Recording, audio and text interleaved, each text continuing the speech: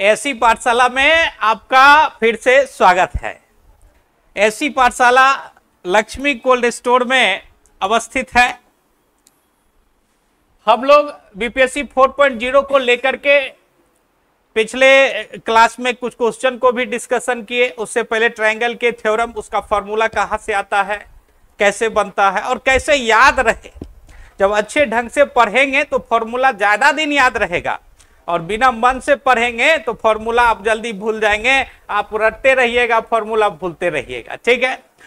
तो थ्योरम में हम लोग लास्ट में पहुंचे थे कि जब दो स्क्वायर का कंपैरिजन किया जाए या दो स्क्वायर का जो रेशियो किया जाए, साइड का, डायगोनल का, पेरीमीटर का, तो वहां तक हम लोग पढ़े थे। आज वहां से आगे हम लोग बढ़ेंगे। अब आप देखेंगे कि हमारे यहाँ 6 से 9, 10 के साथ साथ में 6 से लेकर के 10 तक का मैथ बीपीएससी 4.0 हो, सीटेट हो, इन सबों में कराया जाता है। 11 और 12 का मैथ राम बाबू सर के द्वारा कराया जाता है। 11 और 12 के मैथ जो है वो सभी जगहों पे अच्छे ढंग से तैयारी नहीं कराया जाता है। इसीलिए आप लोग से एक रिक्वेस्ट भी है कि उनको ये सूचना भेजिएगा कि 11-12 का मैथ, 6 से लेकर के 12 तक का मैथ बीपीएससी के लिए यहाँ पर चलता है। और सभी कोर्सेस का बैच यहाँ पर अवेलेबल है। एनटीपीसी हो, एसएससी हो, बैंकिंग हो, सबका है, ठीक है जी। आगे हम लोग चलते हैं। आज फिर वहां से जहां पर थ्योरम छोड़े थे वहां से आगे बढ़ते हैं।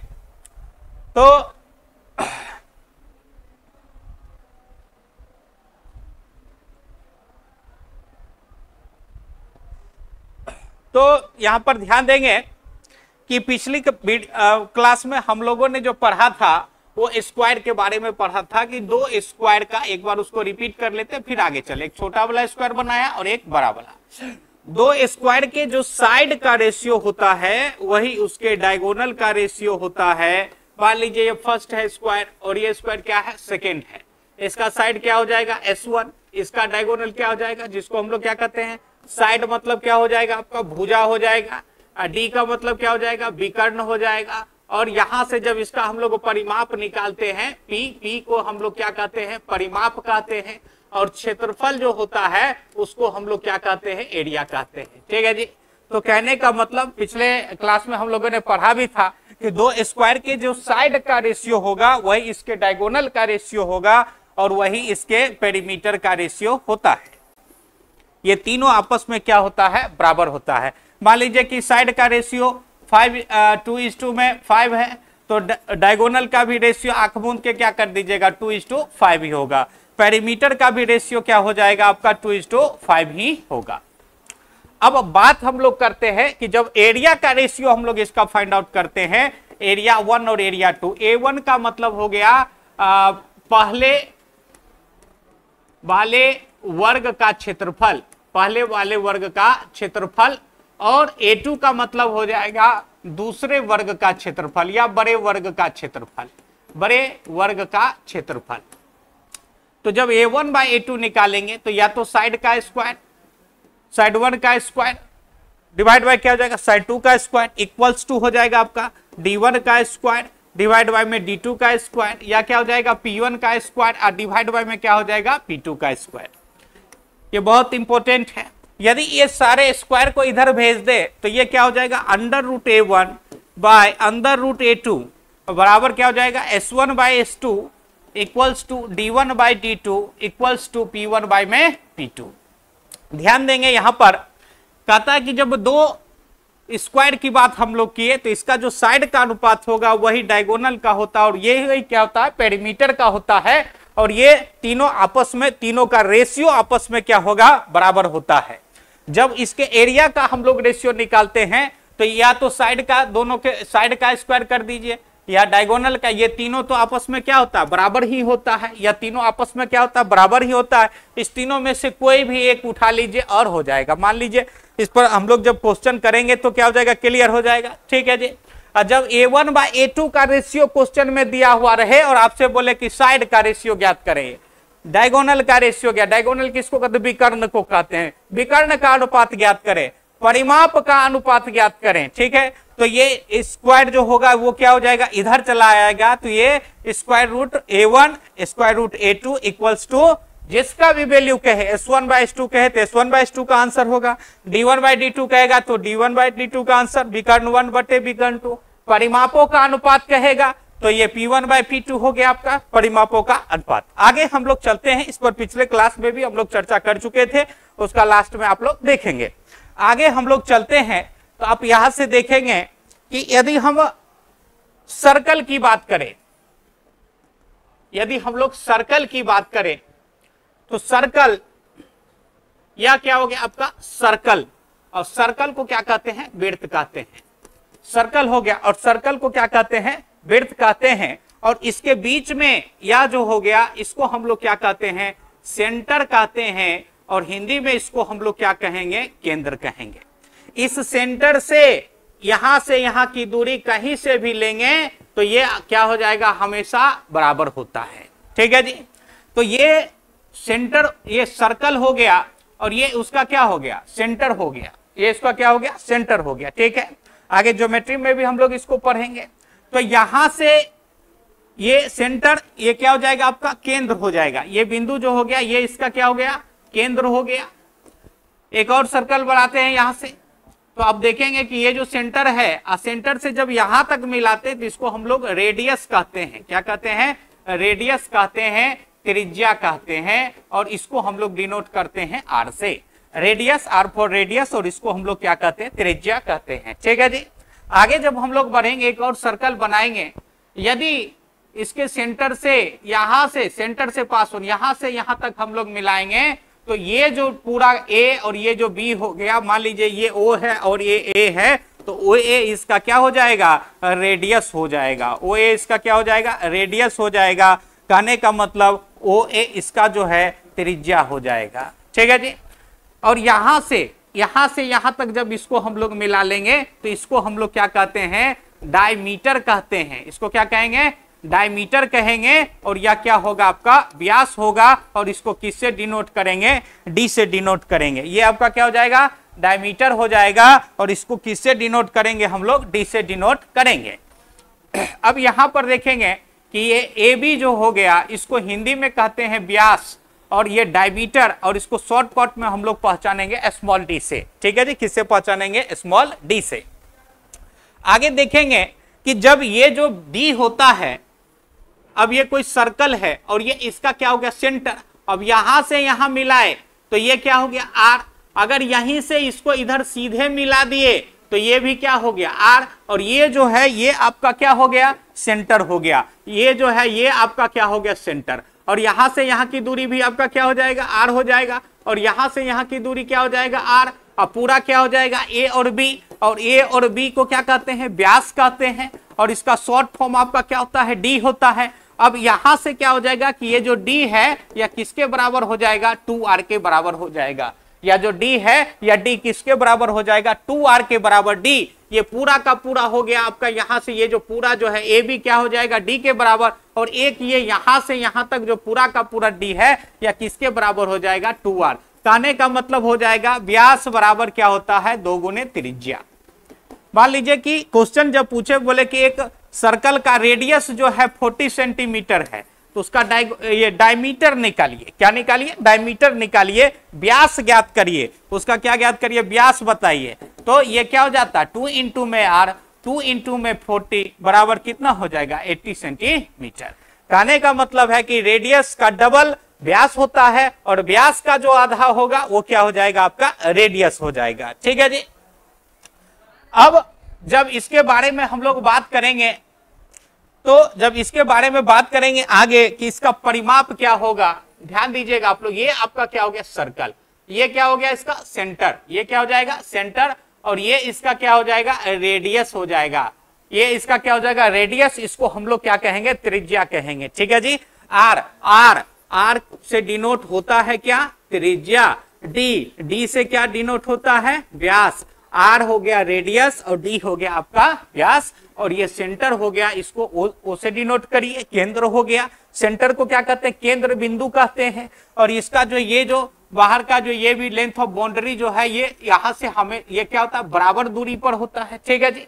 अब जिसको हम लोग स्क्वायर में या ट्रायंगल में जो पढ़े थे, लेंथ ऑफ बाउंड्री, परिधि, लेकिन जब विड्थ में आते हैं तो यही ये जो परिधि, ये जो वाला पार्ट्स है, इसकी जब कुल लंबाई मान लीजिए यहां से यहां तक नापेंगे तो उसको हम लोग कहते हैं सरकमफ्रेंस। क्या कहेंगे? सरकमफ्रेंस। क्या बोलेंगे हिंदी में? क्या बोलेंगे? परिधि बोलेंगे। और शॉर्टकट में इसको क्या कहते हैं? सी कहते हैं। शॉर्टकट में इसको क्या कहेंगे? सी कहेंगे। ठीक है जी। तो इसका जो circumference, length of boundary, total length of boundary, ठीक है जी, जितनी लंबी यहां से यहां तक कुल लंबाई जो हो गई, जिसको जब इंची टेप से नापेंगे और यहां से यहां तक जो पूरा का पूरा हो गया, उसी को हम लोग क्या कहेंगे? व्यास कहेंगे। ठीक है जी। व्यास, ये सरकमफ्रेंस परिधि कहेंगे। ठीक है। परिधि जो इसका होता है 2 पाई आर, कहने का मतलब यहां से यहां तक पूरे का जो परिधि होता है वो क्या हो जाता है? 2 पाई आर। जब इसके एरिया की हम लोग बात करेंगे, और एरिया को हिंदी में क्या कहते हैं? क्षेत्रफल कहते हैं। तो क्षेत्रफल की बात करेंगे तो ये क्या हो जाएगा? पाई आर स्क्वायर। आगे आप लोग देखेंगे कि हम लोग जानते हैं, नहीं भी जानते हैं जान लीजिए, कोई एक पॉइंट है। अब ये पॉइंट जो है ये क्या है? पॉइंट भी अपने आप में क्या है? सर्कल होता है। कोई भी पॉइंट होता है वो अपने आप में क्या होता है? एक सर्कल होता है। कोई बोलेगा कि बिंदु का परिभाषा बताइए, पॉइंट क्या होता है? पॉइंट क्या होता है? एक सर्कल होता है। और पॉइंट एक ऐसा सर्कल होता है जिसका रेडियस क्या होता है? 0 होता है। उसी को हम लोग क्या कहते हैं? पॉइंट कहते हैं। अब सबको पता है कि कोई एक बिंदु पर कितना डिग्री का कोण बनेगा भैया? 360 डिग्री का कोण। एक लाइन खींचेंगे, यहां से एक बिंदु है मान लीजिए इसके ऊपर से, तो यहां से इधर कितना? 180, और यहां पर कितना हो गया? 180। तो जब कोई एक बिंदु होगा तो इसके केंद्र पर कितना डिग्री का कोण बनता है? 360 डिग्री का कोण बनता है। कितना डिग्री का कोण बनेगा? 360 डिग्री का कोण बनता है। ठीक है जी। अब ये जो सर्कल है तो इसके सेंटर पर, इसका सेंटर जो है ये कितना डिग्री का कोण बनाता है? 360 डिग्री का। क्लियर है जी। आगे हम लोग चलेंगे, यहां से देखिएगा। अब कहेगा, मान लीजिए बोलेगा कि ये सर्कल है भैया। अब पूछने वाला कहेगा कि पूरे सर्कल का हमको एरिया नहीं चाहिए, पूरे सर्कल का एरिया नहीं चाहिए, हमको उसका एक भाग का एरिया चाहिए। मान लीजिए बोलेगा यहां से यहां तक का एरिया बताइए, बोलेगा कि यहां से यहां तक का एरिया बताइए, सिर्फ हमको यहां से यहां तक का एरिया चाहिए। ये ए बी, और इसी को हम लोग आर्क कहते हैं, और हिंदी में क्या कहते हैं? चाप, और इसको डिनोट करते हैं ए बी पर पावर ऐसे। और ये इसका सेंटर हो गया जिसको हम लोग ओ से डिनोट करते हैं। ठीक है जी। अब बोलेगा कि पूरे का नहीं चाहिए हमको, इसी को हम लोग क्या कहते हैं? सेक्टर कहते हैं। अगर बात करें ए ओ बी की, यदि हम बात करें तो ए ओ बी क्या हो जाएगा भैया? आपका ए ओ बी सेक्टर हो जाएगा। और इसको हिंदी में क्या कहेंगे? त्रिज्य खंड कहेंगे। बोलेगा कि हमको पूरा नहीं चाहिए आंसर, हमको नहीं चाहिए पूरे का क्षेत्रफल, हमें सिर्फ इतना दूर का एरिया बता दीजिए। ठीक है, बहुत सिंपल है। जैसे कि पीछे आप लोग जानते हैं कि एक पॉइंट पे कितना डिग्री का कोण बनता है? एक 360 डिग्री का कोण बनता है। तो यहां से जब हम लोग सेक्टर का एरिया निकालेंगे, एरिया ऑफ सेक्टर की जब हम लोग बात करेंगे, किसकी बात करेंगे? एरिया ऑफ सेक्टर का त्रिज्य खंड का क्षेत्रफल, त्रिज्य खंड का क्षेत्रफल, एरिया ऑफ सेक्टर, त्रिज्य खंड का क्षेत्रफल। तो जैसा कि हम लोगों को पता है कि जब एक पॉइंट है, ये जो बिंदु है, ये जो बिंदु यहां पर कितना डिग्री का कोण बनता है? 360 डिग्री का कोण। यहां पर कितना डिग्री का कोण बनता है? 360 डिग्री का। तो जब हमें ये इसका डायरेक्ट फॉर्मूला चाहिए, तो जब 360 डिग्री का, अक्सर लोग भूल जाते हैं इसको, तो यहां से देख लीजिएगा तो कहीं से भूलने की बात नहीं है। 20 बार पढ़ के फिर भी भूलना, उससे बढ़िया कि एक बार बढ़िया से पढ़ लीजिए, जिससे फिर भूलने की जरूरत नहीं हो। कोई भी क्वेश्चन, कोई भी थ्योरम छोटा नहीं होता, वही चीज जब एग्जाम में आ जाता है और आपसे नहीं बनता है तो उस समय बड़ा मलाल होता है। पढ़े थे बड़ा बड़ा तोप, सर क्वेश्चन पूछ दिया बड़ा सिंपल वाला, क्वेश्चन बेसिक से पूछ दिया, सारा क्वेश्चन नहीं बना बीपीएससी 3.0 में भी, अब क्या करें? ठीक है, जैसा पहले हम बोल चुके हैं कि बेसिक वाला बुक उठाइए और उसी को बनाइए, आपको इधर उधर का क्वेश्चन बनाने की जरूरत नहीं है। अब बेसिक से बनाएंगे तो कहीं से कोई दिक्कत नहीं होगा। अब देखो यह सर्कल है और ये सेंटर पर कितना डिग्री का कोण बनता है? 360। जब 360 डिग्री का कोण है, इस पूरे सर्कल का एरिया क्या होता है? पाई आर स्क्वायर होता है। और जब 1 डिग्री का कोण बनेगा तो क्या हो जाएगा? पाई आर स्क्वायर बटे में 360।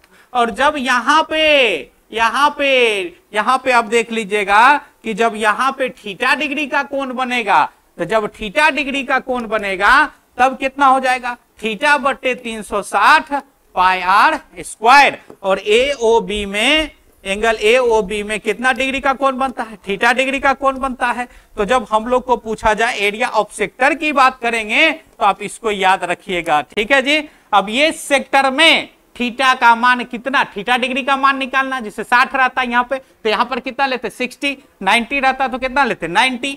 बात समझ रहे हैं हमारे जी। तो जब थीटा डिग्री पर हमारा सेक्टर है तो हमारा सेक्टर का एरिया क्या हो जाएगा, थीटा बटे 360 पाई आर स्क्वायर, ठीक है जी।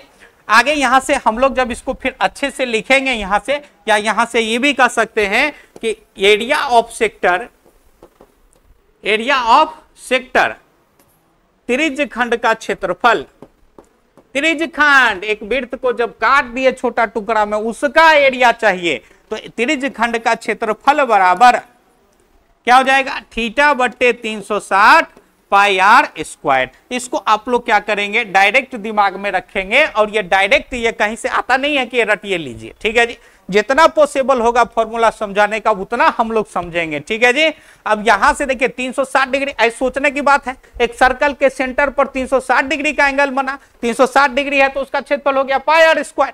1 डिग्री बनेगा, 1 डिग्री बनेगा तो क्या हो जाएगा भैया आपका पाई आर स्क्वायर में 360 डिग्री से क्या करेंगे, भाग दे देंगे। और जब थीटा डिग्री का सेक्टर हो, थीटा का मान कुछ भी हो सकता है, 30 degree, 40 degree, 50 degree, 60 degree, 70 degree, 80 degree, 90 degree, कुछ भी हो सकता है। तो जब थीटा डिग्री का बनेगा क्या होगा, थीटा बट्टे 360 पाई आर स्क्वायर, ठीक है।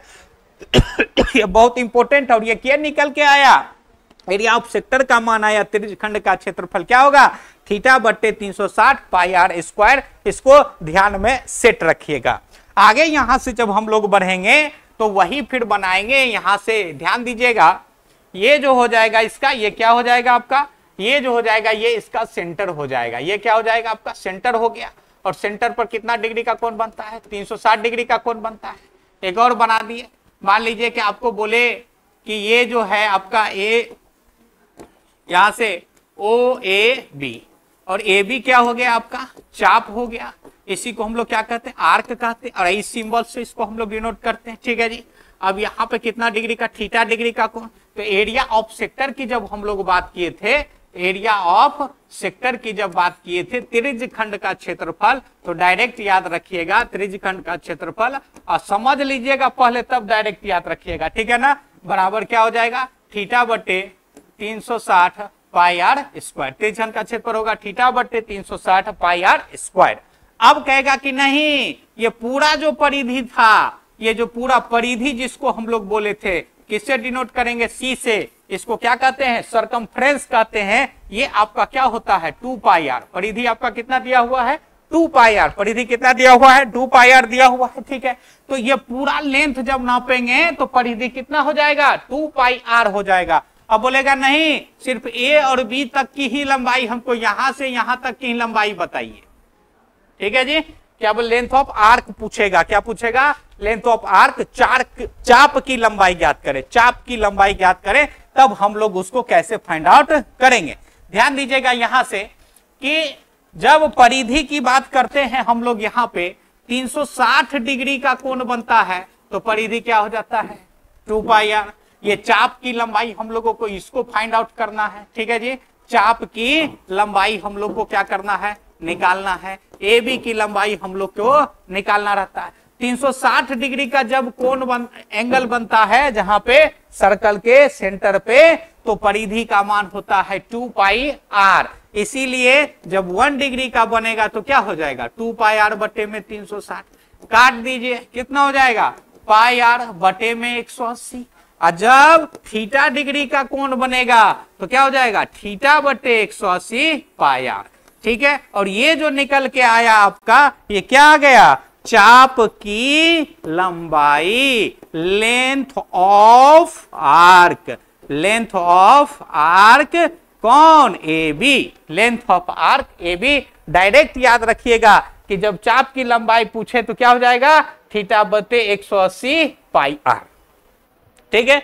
तो यहां से इस चीज को आप क्या करिएगा, अच्छे से समझिएगा। और त्रिज्य खंड का क्षेत्रफल, एरिया ऑफ सेक्टर, और आर्क क्या, लेंथ ऑफ आर्क या चाप की लंबाई के बारे में भी कहे तो आप उसको लिख दीजिएगा, फॉर्मूला को रटने की जरूरत नहीं है। और जब आप अच्छे से सीख जाते हैं तो कहीं पर भी कोई दिक्कत नहीं होता है, ठीक है जी। चलिए आगे बढ़ते हैं, हम लोग सर्कल को लेकर के चलते हैं। ठीक है, मान लीजिए कि बोलेगा कि दो सर्कल है, क्या है आपका, दो सर्कल है। यहां से पीछे हम लोगों ने इसको क्लियर कर लिया। ठीक है, अब यहां से यदि बात करिए कि आधा सर्कल की बात करें, मान लीजिए पूरा सर्कल है, ये क्या है आपका पूरा सर्कल, और इसको क्या कर दे, बंटवारा कर दे। इसको क्या कर दिया भैया, बंटवारा कर दिया। सर्कल को क्या कर दे, दो भागों में बांटा, और जैसे ही ये दो भागों में बटा तो ये जो हो गया, ये हो गया आपका, ये बचा हुआ भाग हो गया। ठीक है जी, और ये बचा हुआ भाग, ये पूरा का पूरा आपका क्या रहेगा, पैक, और ये क्या हो जाएगा आपका सेंटर हो जाएगा। तो जब अब इसको हम लोग क्या कहेंगे, अर्धवृत्त कहेंगे। क्या बोलेंगे, अर्धवृत्त बोलेंगे। ठीक है, सेमी सर्कल, इसी को हम लोग क्या बोलेंगे, सेमी सर्कल बोलेंगे, अर्धवृत्त बोलेंगे, सेमी सर्कल, अर्धवृत्त, वृत्त के आधा को हम लोग क्या कहेंगे, सेमी सर्कल। और जब ये सेंटर हो गया इसका, जब ये सेंटर हो गया तो ये भी आर और ये भी क्या हो जाएगा, आर। और जब एरिया के इसके क्षेत्रफल की हम लोग बात करेंगे तो क्षेत्रफल क्या हो जाएगा भैया, जब पूरा है तो क्या होता है, पाई आर स्क्वायर, और जब बंटवारा कर देंगे तो पाई आर स्क्वायर बाई 2 इधर और पाई आर स्क्वायर बाई 2 इधर। तो जब बंटवारा होगा तो एक का बंटवारा होगा क्या हो जाएगा, हाफ हाफ, आधा इधर आधा उधर। ठीक है जी, तो जब इसके एरिया की हम लोग बात करेंगे, किसका, अर्धवृत्त का या सेमी सर्कल का, जब हम लोग बात करेंगे तो एरिया क्या हो जाएगा, पाई आर स्क्वायर बटे में 2। आधा वृत्त का, पूरा वृत्त का पाई आर स्क्वायर, तो आधा वृत्त का क्या हो जाएगा, पाई आर स्क्वायर बटे में 2 हो जाएगा। ठीक है भाई साहब, अब यहां से जब इसके परिधि का, एरिया का मतलब क्षेत्रफल, परिधि का जब बात करेगा, सरकमफ्रेंस, इसको हम लोग क्या कहते हैं, सी से डिनोट करते हैं परिधि का। तो कहिएगा सर कि यहां से मान लीजिए कि हम लोग इसको नापना शुरू करेंगे, तो यहां से यहां जब पूरे नापेंगे इसको तो ये हमारा क्या हो जाता है, 2 पाई आर, और जब आधे नापेंगे तो ये आपका क्या हो जाएगा, पाई आर। कहने का मतलब यहां से यहां तक हो जाएगा आपका पाई आर, और यहां से यहां तक का भी लंबाई क्या हो जाएगा आपका, पाई आर हो जाएगा। ठीक है जी, तो यहां से यहां की लंबाई कितनी हो गई भैया, पाई आर। 2 पाई आर को दो भागों में बांट दिए, क्या हो गया, पाई आर। और जब इसको यहां से यहां की लंबाई की हम बात करेंगे तो आर प्लस आर क्या हो जाएगा, आर प्लस आर, तो क्या हो जाएगा, पाई आर प्लस में 2 आर। ये बहुत इंपॉर्टेंट है, इसको ध्यान में रखिएगा। ठीक है जी, यहाँ पर जितनी भी चीजें पढ़ाई जाती है, खास करके मैथ में सब चीज ही इंपॉर्टेंट होता है, आप किसी को भी छोटा नहीं कर सकते हैं। ठीक है ना, इन सारे चीजों पर क्या करना है, ध्यान देना है, और ये बहुत इंपॉर्टेंट हो गया, पाई आर प्लस में 2 आर। यहाँ से आप आर कॉमन लेकर के भी इसको ध्यान में रख सकते हैं, या डायरेक्टली भी ध्यान में रख सकते हैं, कहीं से कोई दिक्कत नहीं है। आगे हम लोग चलते हैं, आगे हम लोग देखेंगे कि जब दो, यहां से पीछे जब हम लोग पढ़े थे तो कंपैरिजन किए थे किसका, 2 स्क्वायर का। यहां से पीछे जब हम लोग पढ़े थे तो क्या किए थे, कंपैरिजन किए थे 2 स्क्वायर का। अब हम लोग क्या करेंगे, यहां से 2 सर्कल का कंपैरिजन करेंगे। सेम बात है, दिमाग में सेट रखिएगा। यहां से यदि गलती से भी पूछ दिया तो सेकंड में आपका आंसर आएगा। ठीक है ना जी, तो जब यहां से 2 सर्कल की बात करें, जब यहां से हम लोग एक छोटा सर्कल ले लीजिए और एक बड़ा सर्कल ले लीजिए, तो जब 2 सर्कल की हम लोग यहां से बात करें, मान लीजिए इसका सेंटर ये है और इसका सेंटर क्या है, ये है, मान लीजिए एकदम बीच में है, समझ लीजिएगा बीच में है ये आपका क्या हो गया R1 और ये आपका क्या हो गया R2। ठीक है, तो जब R1 और R2 का बात करेगा, R1 मतलब पहले वृत्त की त्रिज्या, पहले वृत्त की त्रिज्या, और R2 का मतलब क्या हो जाएगा, दूसरे वृत्त की त्रिज्या। R1 का मतलब पहले वृत्त की त्रिज्या और R2 का मतलब दूसरे वृत्त की त्रिज्या। ठीक है जी, दूसरे वृत्त की त्रिज्या R1 और R2। मान लीजिए कि R1 का मान 1 है और R2 का मान कितना है, 2 है, तो R1 बाय R2 कितना हो जाएगा, 1/2। यदि मान लीजिए बोले यहां से इसका कि D1 और D2 का मान बताइए, D1 और D2 का, तो जब D1 का मान निकालेंगे तो D क्या हो जाएगा, 2 इंटू R1। D1 का इसका व्यास का मान निकालेंगे तो इसका क्या हो जाएगा, डबल हो जाएगा, और D2 का मान निकालेंगे, इसका व्यास जब निकालेंगे तो ये 2 इंटू क्या हो जाएगा, R2। तो जब D1 और D2 का मान, जब इसका मान हम लोग निकालेंगे, यहां से किसका मान निकालेंगे, D1 का मान निकालते हैं, तो जब D1 का मान यहां से निकालेंगे तो 2 इंटू R1, कहने का मतलब क्या हो जाएगा, 2 गुने R का मान कितना है 1, तो D1 का मान कितना हो गया आपका 2 हो गया, D1 का मान कितना हो गया 2। और जब D2 का मान निकालेंगे तो 2 इंटू क्या करेंगे R2, दूसरे D2 मतलब दूसरे वृत्त का व्यास, D2 मतलब दूसरे वृत्त का व्यास। तो जब यहां से D2 का मान निकला तो 2 इंटू 2 बराबर कितना हो गया 4। और जब हम लोग D1 बाई D2 करेंगे तो D1 के जगह पर कितना ले लेंगे 2 ले लेंगे, D1 के जगह पर कितना ले लेंगे 2 ले लेंगे, और D2 के जगह पर कितना ले लेंगे 4 लेंगे, तो 2/4। और जब ये कटेगा तो क्या हो जाएगा 1/2, कितना हो गया आपका 1/2। तो यहां से आप देख रहे हैं कि R1 बाय R2 का मान भी कितना है 1/2, और D1 बाय D2 का भी मान कितना है 1/2 है। R1 बाय R2, R1 पहले वृत्त की त्रिज्या, R2 दूसरे वृत्त की त्रिज्या, D1 पहले वृत्त का व्यास, D2 दूसरे वृत्त का व्यास। तो आप देख रहे हैं कि R1 और R2 1:2 में 2 है, तो D1 और D2 का भी मान कितना निकल के आया 1/2 आया। अब चलते हैं यहां से, अब देखेंगे कि जब C1 और C2 की बात करेंगे, C1 मतलब 2πr1 और C2 का मतलब क्या हो जाएगा 2πr2। तो यहां से ये 2πr1 के जगह पर 1 और C2 निकालेंगे तो 2π, और R2 के जगह पर क्या ले लेंगे 2 ले लेंगे। तो ये हो गया आपका 2π, और C2 का मान कितना हो जाएगा 4π। और जब हम लोग इसका रेशियो करेंगे, किसका C1 और C2 का जब रेशियो किया जाएगा तो C1 बाय C2 बराबर क्या हो जाएगा 2π। C1 के जगह पर क्या ले लेंगे 2π, और C2 के जगह पर क्या ले लेंगे 4π। और जब इसको हम लोग काटेंगे तो ये निकल के कितना आ जाएगा 1/2 आ जाएगा। तब आप कहिएगा कि गुरुजी R1 बाय R2 का भी मान कितना आ गया 1/2, D1 बाय D2 का भी मान कितना आ गया 1/2, और C1 बाय C2 का भी मान कितना हो गया 1/2। ठीक है, तो जब दो वृत्त की हम लोग बात करते हैं, एक बड़ा वृत्त और एक छोटा, ये छोटा हो गया और ये मान लीजिए ये आपका क्या हो गया बड़ा वृत्त हो गया। ठीक है जी, एक छोटा हो गया और दूसरा क्या लेना है बड़ा वृत्त लेना है। ठीक है जी, सर्कल लेना है, तो जब बड़ा सर्कल एक बना दिए, ठीक है, तो इसका जो रेडियस हो गया बड़ा वाला का क्या मान लिया R2। तो यहां से आप क्या देख रहे हैं R1 bye R2 1/2, D1 bye D2 1/2, और C1 बाय C2 भी कितना हो जाएगा आपका 1/2 हो जाएगा। ठीक है जी, तो R1 बाय R2 ये तीनों आपस में क्या हो गया इक्वल हो गया, बराबर क्या होता है D1 बाय D2, अब बराबर क्या हो जाएगा आपका C1 बाय में कितना हो जाएगा C2। ये तीनों आपस में क्या होता है बराबर होता है। बहुत VBI है, इसको आप लोग क्या करिएगा नोट कर लीजिएगा। ठीक है जी, अब यहां से जब हम लोग आगे चलेंगे, तो जब यहां से हम लोग आगे चलते हैं तो देखेंगे कि आगे क्या होता है। ठीक है, तो जब हम लोग दो सर्कल की बात करें, एक छोटा और एक बड़ा, तो यहां से जो रिलेशन निकल के आया R1 बाय R2 बराबर क्या हो गया D1 बाय D2 बराबर क्या हो गया C1 बाय में, ये तीनों आपस में बराबर होता है। और ये बहुत इंपॉर्टेंट है, इस संबंध को, इस रिलेशन को आप लोग ध्यान में रखिए, डायरेक्ट क्वेश्चन आता है। ठीक है, बोलेगा कि रेडियस का रेशियो 5:7 है, तो उसके डायमीटर का रेशियो बताइए, सेम हो जाएगा 5:7 हो जाएगा।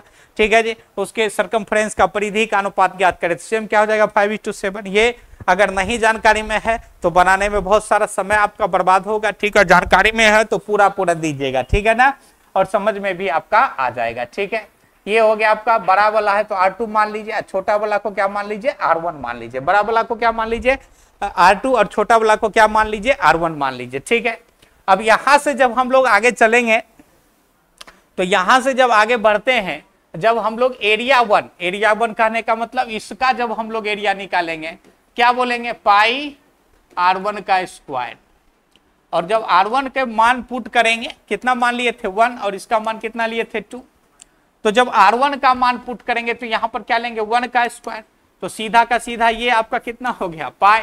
और जब इसका मान निकालेंगे A2 का मान तो कहिएगा पाई R2 का स्क्वायर, पाई R2 का स्क्वायर। ठीक है, और जब इसका हम लोग वैल्यू पुट करेंगे तो pi into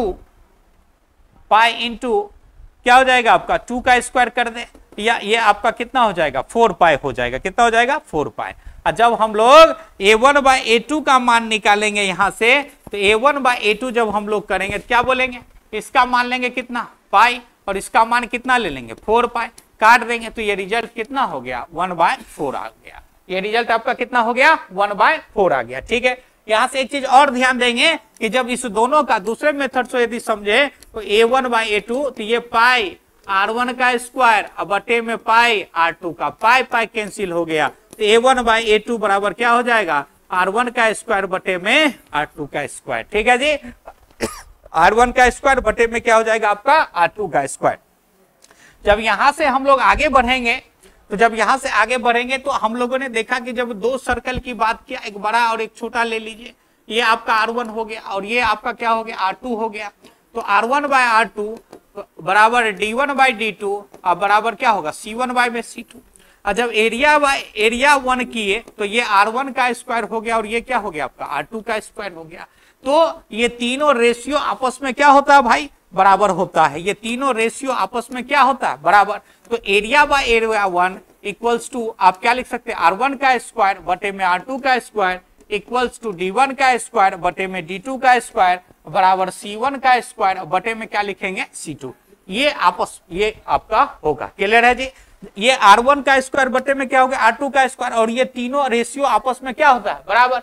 R1 bye R2 का स्क्वायर करिए या D1 का स्क्वायर या D2 का स्क्वायर करिए या C1 का स्क्वायर या C2 का स्क्वायर करिए, यहां से कोई दिक्कत नहीं है। रेडियस का रेशियो दे तो स्क्वायर उसका एरिया निकालिए, सीधा उसको क्या कर दीजिए, स्क्वायर कर दीजिए। अगर डायमीटर दे या सरकमफ्रेंस दे, ये तीनों रेशियो, रेडियस का जो रेशियो होता है वही डायमीटर का होगा और वही उसके सरकमफ्रेंस का होगा। इस चीज को अभी क्लियर कर लीजिए, ठीक है जी। और जब मान लीजिए कि एरिया 1 और एरिया 2 का रेशियो दिया गया हो और इस तीनों में से कोई एक पूछता हो, जब एरिया 1 और बोलेगा कि दो वृत्तों के क्षेत्रफल का अनुपात 25:36 है तो उसके सरकमफ्रेंस का रेशियो निकालिए। क्लियर है जी।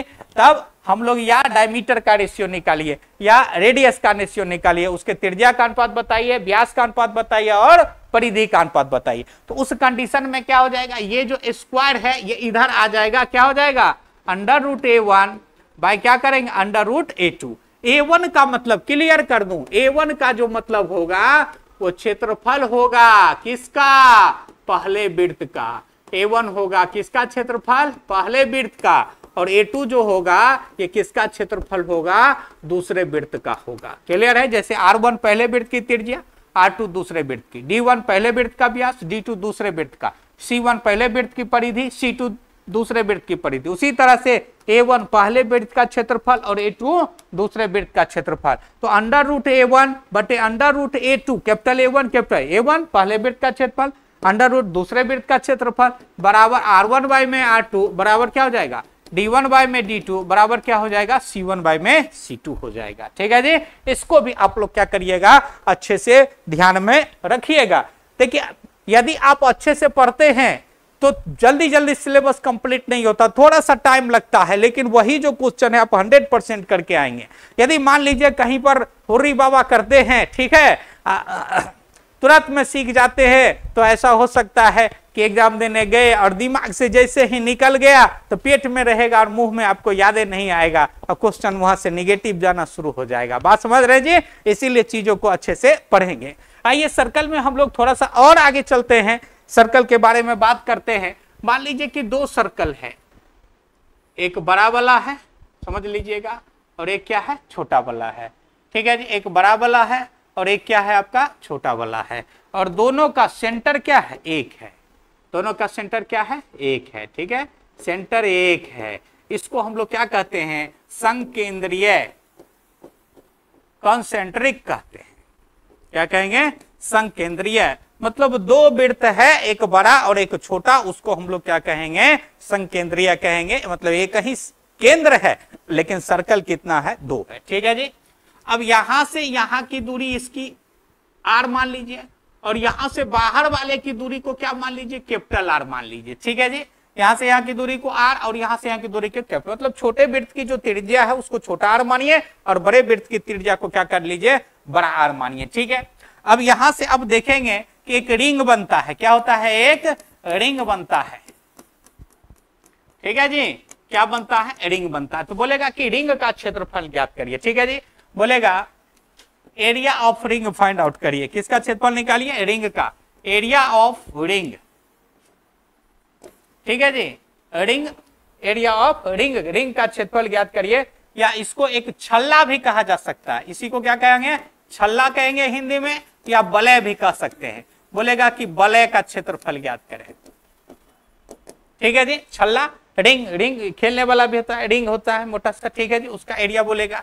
तो क्या करिएगा, बड़ा वाला में से छोटा वाला को घटा देंगे, यहां से कॉमन हो गया pi into R square minus में, ये दोनों में देखिए पाई है तो यहां से पाई कॉमन आ गया, तो कैपिटल आर स्क्वायर माइनस में क्या हो गया आपका small R square, capital R square हो गया और माइनस में आपका क्या हो गया स्मॉल आर स्क्वायर। इसको सॉल्व कर दीजिए, ये देखो जी A square minus B square होता है, तो इसका फॉर्मूला होता है A plus B into A minus B, उस फॉर्मेट पर आ गया A square minus B square. तो एक बार जोड़ दीजिए और एक बार घटा दीजिए, दोनों को मल्टीपल कर दीजिए, ये हो जाएगा आर प्लस आर, इंटू में क्या हो जाएगा आर माइनस आर, और यही इसका क्या हो जाएगा एरिया ऑफ रिंग, रिंग का क्षेत्रफल क्या हो जाएगा आपका रिंग का क्षेत्रफल। ठीक है जी, तो इन सभी बारीकियों को आप क्या करिए ध्यान में रखिए, और इस तरीके से आप लोग सेक्टर का एरिया क्या होगा, ठीक है जी, चाप की लंबाई क्या होगी, दो वृत्तों का जब रेशियो के रूप में क्वेश्चन आएगा तो उसको हम लोग कैसे सॉर्ट आउट करेंगे, दो वर्गों का जब क्वेश्चन रेशियो के रूप में आएगा तो कैसे सॉर्ट आउट करेंगे।